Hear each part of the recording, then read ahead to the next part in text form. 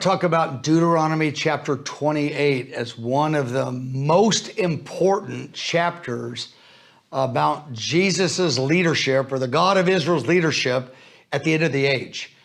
In Deuteronomy chapter 28, verses 1 to 14, it's 14 verses of just almost indescribable glory of what God's promised to do in the nation of Israel. And he's done a little bit over it through history, little down payments of it, but nothing close to what's going to happen when he returns. It's like the Garden of Eden in full blossom throughout the nation.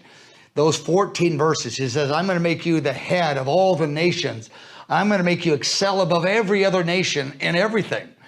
And then the next, like 44 verses, he talks about the judgments if they disregard his leadership. And he's saying that I have brought you into covenant with me.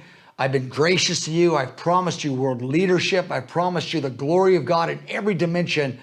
And I brought my heart into the covenant that I made with you.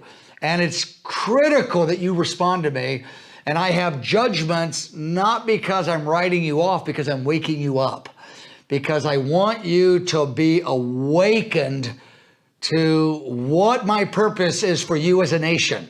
So he's saying this to the nation of Israel. And of course, through history, there's been some fulfillment of it, but it's going to have a full fulfillment. But the glory is going to far outweigh the trouble. And the trouble is to wake them up, to get them to look to the God of Israel and to see his graciousness, his goodness, his power, and his glory. And so Deuteronomy 28, it's one of the toughest chapters to read, to speak on.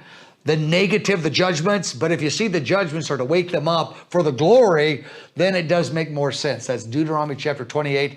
And Leviticus 26 is a parallel chapter that says some of the very same things. So those two chapters go together.